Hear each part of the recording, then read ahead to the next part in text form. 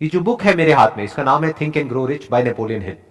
इसको मैंने बहुत ही स्ट्रांगली रिकमेंड किया हुआ है अपनी वेबसाइट के ऊपर भी, और उसके अलावा और भी अपने कई सेशंस में मैंने इसको रिकमेंड किया है।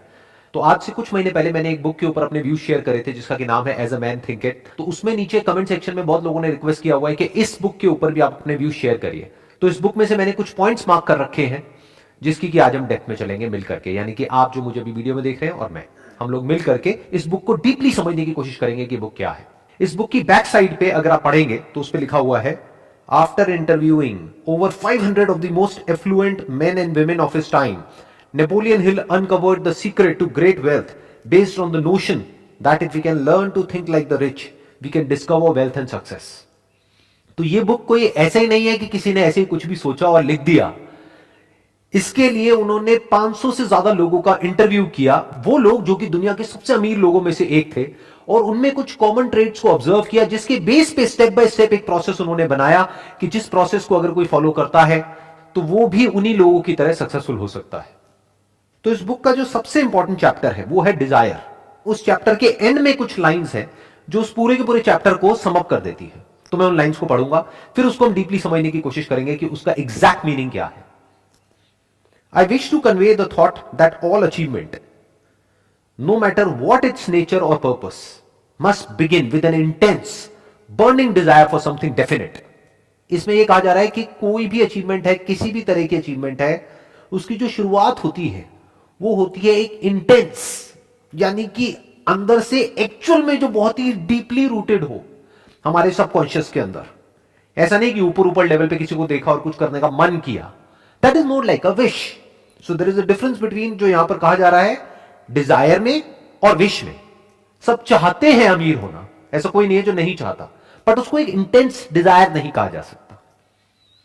जो ये इंटेंस डिजायर होता है लाइफ में कुछ भी करने का, किसी भी फील्ड में सक्सेसफुल होने का, वो बहुत ही कम लोगों में होता है। तो वो क्या कह रहे हैं, किसी भी तरह की अचीवमेंट हो उसकी शुरुआत होती है एक intense burning desire for something definite. मतलब वो डिजायर जो अंदर कॉन्स्टेंटली जल रहा हो, ऐसा नहीं कि ऑन ऑफ हो रहा है। ज्यादातर लोगों के साथ ऐसे ही होता है जो मेरे से क्वेश्चंस भी पूछते हैं कि सर जब आपकी वीडियोस देखते हैं तब तो चार्ट अप हो जाते हैं, उसके बाद में पता नहीं क्या हो जाता है। तो हुआ क्या है कि कुछ देर के लिए वो मेरे कॉन्टैक्ट में आए तो एकदम से जोश आ गया, लेकिन उसके बाद में जो वो एक्चुअल में अंदर से है वो चीज ऊपर आ गई। मतलब एक विशफुल थिंकिंग हर एक के अंदर होती है कि हाँ मेरे को इतना पैसा चाहिए, उतना पैसा चाहिए, मुझे ये चाहिए, मुझे वो चाहिए। ये सब क्या है, विशफुल थिंकिंग जो औरों को देख करके हमारे अंदर पैदा होती है। बट एक burning desire for something definite, कि जिनको एग्जैक्टली पता होता है कि उनको क्या चाहिए, ये बहुत कम लोगों के अंदर होता है।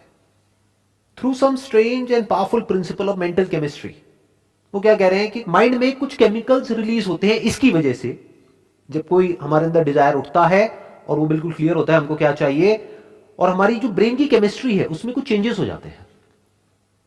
अब इसमें हमको कुछ मिस्टिकल नहीं बनाना है, हमको ये नहीं सोचना है कि कहीं से कुछ तरंगे आती हैं, वो उठती हैं और फिर ये होने लग जाता है, वो होने लग जाता है, ऐसा कुछ नहीं। इसीलिए उन्होंने क्या वर्ड यहां पे यूज किया, केमिस्ट्री। इट इज केमिस्ट्री, जैसे हमने स्कूल में पढ़ी है, इट इज केमिस्ट्री। केमिकल लोचा होने लग जाता है हमारी ब्रेन के अंदर। इसकी वजह से, उस केमिकल लोचे की वजह से क्या होता है, हम उस डायरेक्शन में भागने लग जाते हैं। जब माइंड में, इसको आप इस तरीके से कह सकते हो कि जब एक इमेज फिक्स हो जाती है, ये डिजायर क्या है, बेसिकली किसी ना किसी इमेज से रिलेटेड है। तो जब वो इमेज फिक्स हो जाती है, डेफिनेट होती है, तो ब्रेन में जो सारे केमिकल्स हैं वो एक पर्टिकुलर तरीके से चलने लग जाते हैं। यानी वो ही केमिकल्स रिलीज होते हैं जो कि उस इमेज को रियलिटी बनाने के लिए चाहिए होते हैं। बॉडी इतनी इंटेलिजेंट है कि वो अपने आप ही ऐसे केमिकल्स अंदर प्रोड्यूस करती है कि आदमी की बॉडी और उसका माइंड उस डायरेक्शन में भागने लग जाता है। फॉर एग्जाम्पल, मुझे रेड कलर की ये गाड़ी चाहिए, ये वाला मॉडल चाहिए, तो इससे क्या होगा, क्या केमिस्ट्री में चेंजेस होंगे ब्रेन की में। देखो आप कहीं भी होगे आपको गाड़ी नजर आने लग जाएगी। आप सड़क से जा रहे होगे, एकदम से दूर से भी कहीं वो गाड़ी निकल रही होगी तो आपको दिख जाएगी। तो बस इतना हो जाता है कि आपकी नजर वहां चली जाती है। जो हमारी नजर एक्चुअल में भटकी होती है, आपको चारों तरफ वही नजर आने लग जाता है। यानी आपका दिमाग फोकस्ड हो जाता है। नहीं तो वैसे हमारे दिमाग में हजार चीजें एक साथ चलती रहती हैं, बट जिस बंदे के माइंड में क्लियर हो जाता है कि मेरा ये डिजायर है और मेरे को इसको अचीव करना है, उसका माइंड एक ही डायरेक्शन में भागने लग जाता है। अब उससे वो चीज मिल नहीं जाती है, क्योंकि उस चक्कर में बंदा फंस भी सकता है अगर बाकी के जो स्टेप्स इसमें बताए गए उसको फॉलो ना किया जाए तो। ऐसा नहीं है कि अगर डिजायर के ऊपर ही हम अपना काम करते रहे तो वो चीज खुद चल करके हमारे पास में आएगी, ऐसा नहीं होता है। उस चक्कर में बंदा फंस भी जाता है। फंस कैसे जाता है? जिसके दिमाग में पहले से ये बैठा हुआ है कि मेरे को ये चाहिए और यही गाड़ी चाहिए, एट एनी कॉस्ट चाहिए और अभी की अभी चाहिए, और वो रातों रात तो मिलेगी नहीं, तो उसको बेवकूफ बनाने वाले भी लाइन से बैठे। वो आएंगे कोई भी स्कीम लेकर के या कोई भी प्लान लेकर के, कुछ भी लेकर के, और उसको कहेंगे तेरे को ये चाहिए ना, ले बेटा तू ये ज्वाइन कर ले, ये कर ले, वो कर ले, उससे तेरा ये हो जाएगा। तो ऐसे बंदों की बेवकूफ बनने की पॉसिबिलिटी भी उतनी ही है जितनी की सक्सेसफुल होने की। आप कह सकते हो 50-50 है। 50% पॉसिबिलिटी है कि वो बुरी तरह से बेवकूफ बनेगा, 50% है कि वो सक्सेसफुल होगा। कब होगा सक्सेसफुल? जब आगे भी जो बातें कही जा रही है उसको भी ढंग से डीपली समझेगा, उसको भी फॉलो करेगा, तब वो सक्सेसफुल होगा। बट अगर सिर्फ यहीं तक शॉर्टकट मारने की कोशिश करेगा तो वो फेल हो जाएगा, उल्टा फंस जाएगा। ये डिजायर ही उसको फंसा देगा। अब वो किस तरह से फंसा देता है उसके बारे में मैंने अपने अलग अलग सेशंस में बहुत बात करी है, तो मैं उसमें अभी नहीं जाऊंगा इस वक्त, लेकिन वो हमको फंसा देता है। एक दूसरा डिजायर होता है जो खुद को कैपेबल बनाने का डिजायर होता है। वो डिजायर बड़ा कमाल का होता है। मतलब अगर आप खुद के ही एक बेटर वर्जन को इमेजिन कर सकते हो, जैसे अगर आप बिजनेस कर रहे हो और आपका डिजायर सिर्फ पैसा है, तो there is a strong possibility एक आप गलत रास्ते पे भी जा सकते हो जो आगे जाकर के आपको फंसा सकता है। अब तो कुछ वेब सीरीज भी बन गई है ऐसे लोगों के ऊपर, तो मुझे ज्यादा बताने की जरूरत नहीं है। बहुत सारे एग्जाम्पल्स हैं हमारे पास में जो कि पैसे के चक्कर में फंस गए। तो ये पैसे का डिजायर हमको फंसा देता है, चीजों का डिजायर हमको फंसा देता है, लेकिन खुद को कैपेबल बनाने का डिजायर आपको और डाउन टू अर्थ कर देता है और आपको आजाद कर देता है। पैसा तो आता है ऐसे लोगों के पास में, बहुत आता है, जो अंदर से कैपेबल होते हैं। तो अगर इमेजिन करना ही है तो ये डेफिनेट गोल क्या होना चाहिए? अपने ही एक बेटर वर्जन को इमेजिन कर लेना है। फॉर एग्जाम्पल, आप एक बिजनेस कर रहे हो तो दो तरह के डिजायर हो सकते हैं। एक कि मेरे को इस बिजनेस से अगले 1 साल के अंदर अंदर मान लो 10 करोड़ रुपए कमाने हैं, एक ये डिजायर हो सकता है। दूसरा क्या हो सकता है? मैं ये प्रोडक्ट बेच रहा हूं लेकिन अभी मुझे खुद पता है कि मेरे इस प्रोडक्ट का लेवल क्या है, तो अगले 1 साल के अंदर अंदर मेरे इस प्रोडक्ट का लेवल ये होगा। उसको आप इमेजिन कर रहे हो कि आज मान लो on a scale of 1 to 10 इसका लेवल है 3-4, आने वाले 1 साल बाद इसका लेवल होगा 9 या 10। नंबर 1। नंबर 2, अभी मेरे को मार्केटिंग की जो नॉलेज है वो on a scale of 1 to 10 1 है, आने वाले 1 साल बाद मेरे को होगी 10। मेरे कस्टमर्स का जो सेटिस्फैक्शन लेवल है आज की डेट में, क्योंकि क्वालिटी अच्छी नहीं है तो सेटिस्फैक्शन लेवल कम है, वो है 2 या 3 नंबर पे, उसको हम बढ़ा करके ले जाएंगे 10 तक। अगर इस तरह के डिजायर आपके अंदर बढ़ रहे हैं, बर्न कर रहे हैं, तो आप बहुत आगे जाओगे, बहुत दूर तक जाओगे। बाकी जो होते हैं वो गेट रिच क्विक में या वहां कहीं ना कहीं जाकर के फंस जाएंगे। ऐसी बहुत स्कीम्स हैं, बहुत तरह के बिजनेसेस हैं, उल्टे सीधे ये वो लंबी गेम नहीं खेल पाएंगे। अब जो एक चैप्टर है इस बुक के अंदर, that is chapter number 4 on auto suggestion. इसमें कहा जा रहा है this is the medium for influencing the subconscious mind. बिल्कुल सही बात कही जा रही है।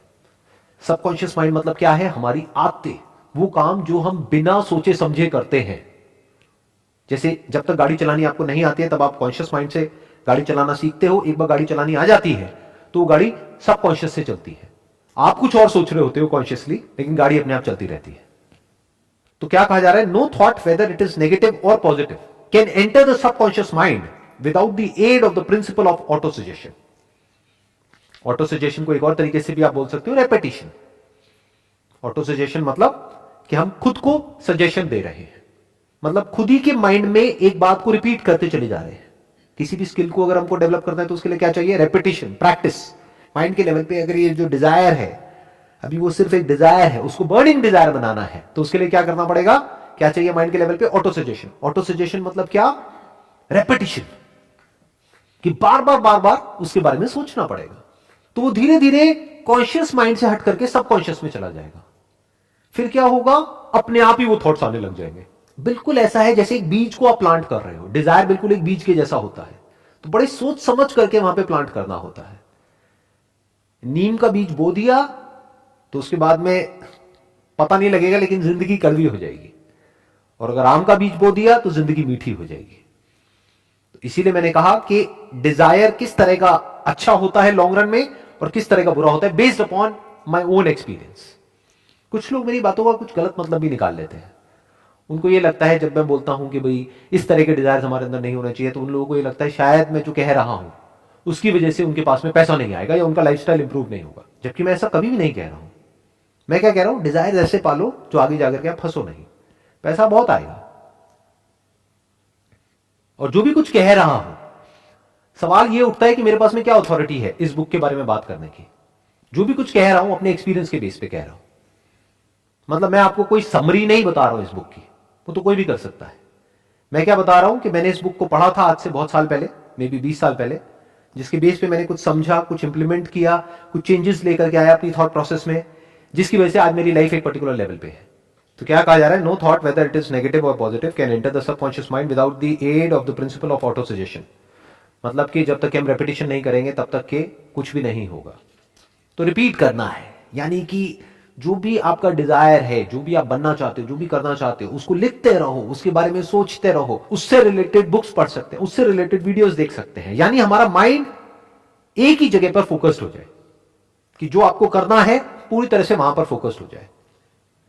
फॉर एग्जाम्पल, आपके माइंड में ये डिजायर है, एक बर्निंग डिजायर है एक्सीलेंस को अचीव करने का, जिस भी फील्ड में आप हो उस फील्ड में, तो उस एक्सीलेंस की जो भी डेफिनेशन है, हर फील्ड के लिए अलग अलग है एक्सीलेंस की डेफिनेशन।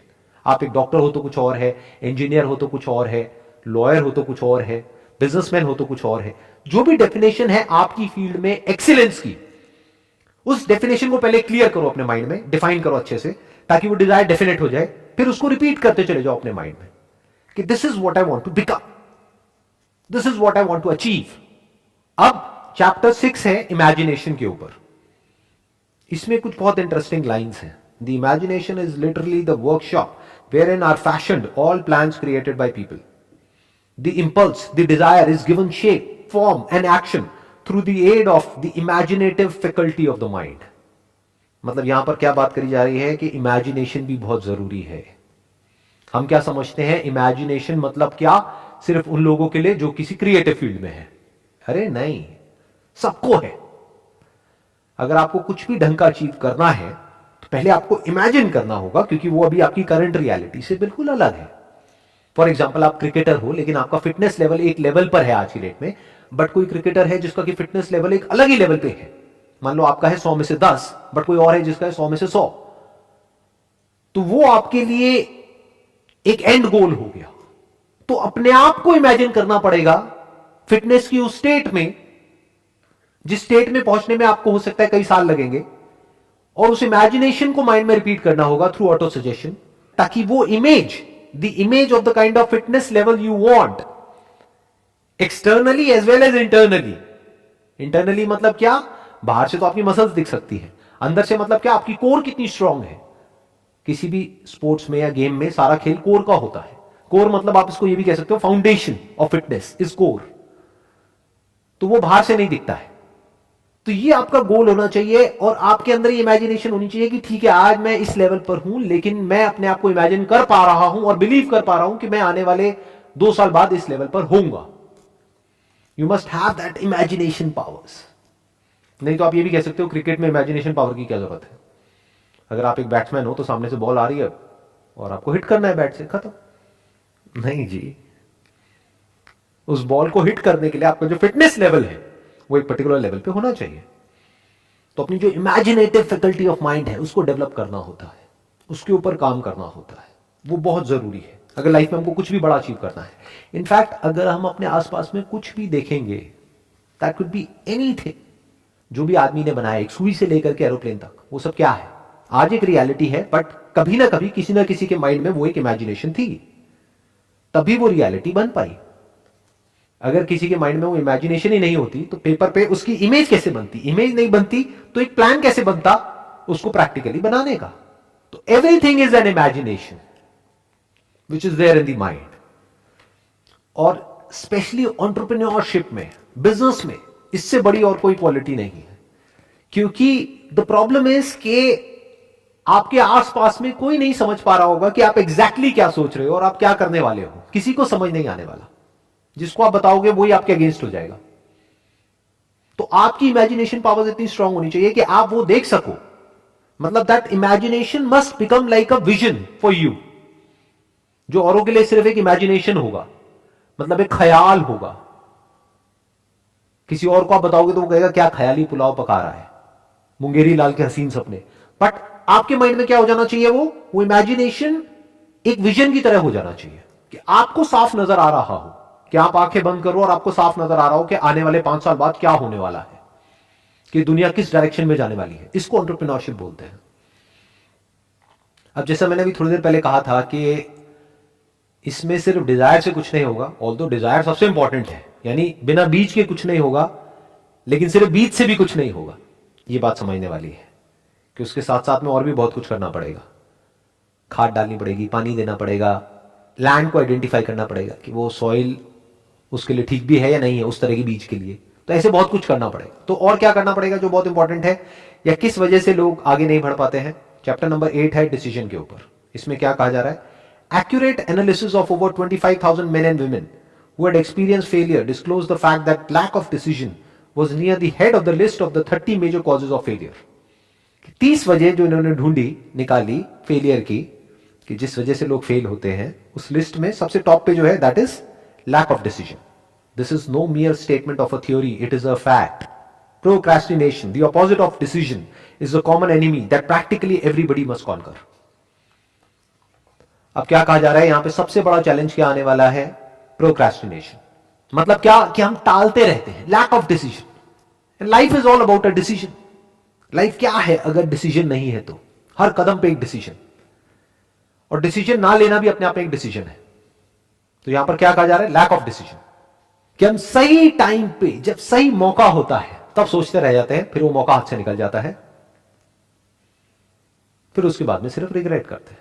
ऐसा हमने अपने घरों में बहुत बार होते हुए देखा है.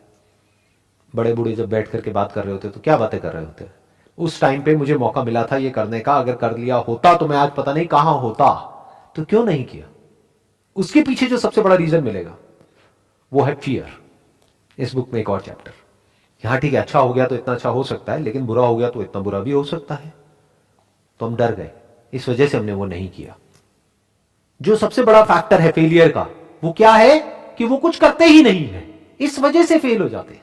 इसलिए नहीं कि कुछ करते हैं और फिर उसमें फेल हो जाते हैं, नहीं, वो कुछ करते ही नहीं है, यानी सोचते ही रह जाते हैं.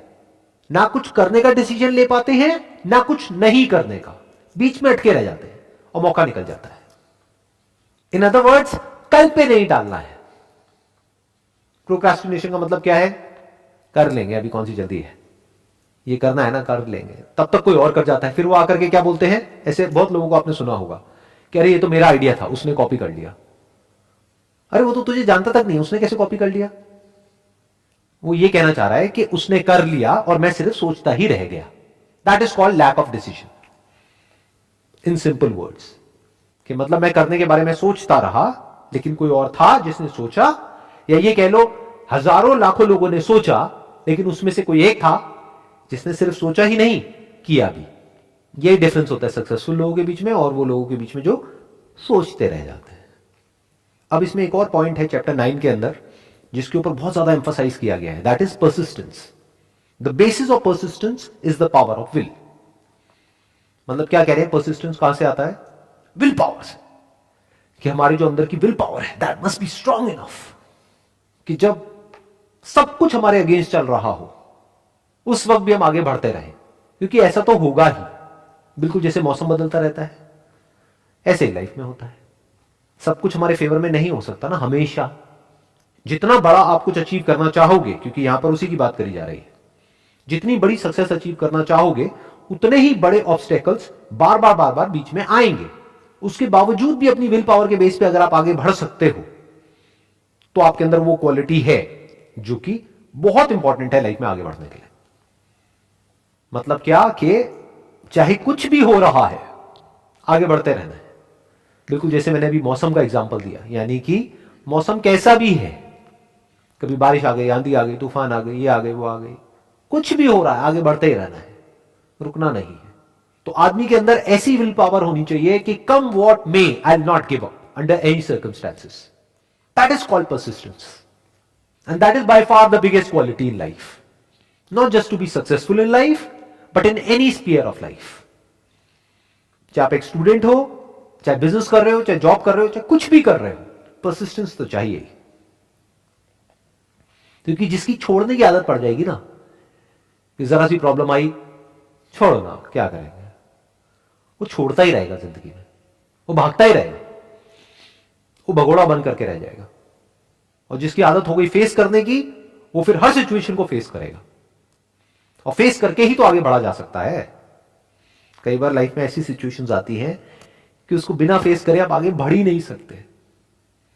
आपका जो सबसे बड़ा डर है वो आपके सामने है, बट बिना उसको कॉन्कर किए आप आगे नहीं बढ़ सकते।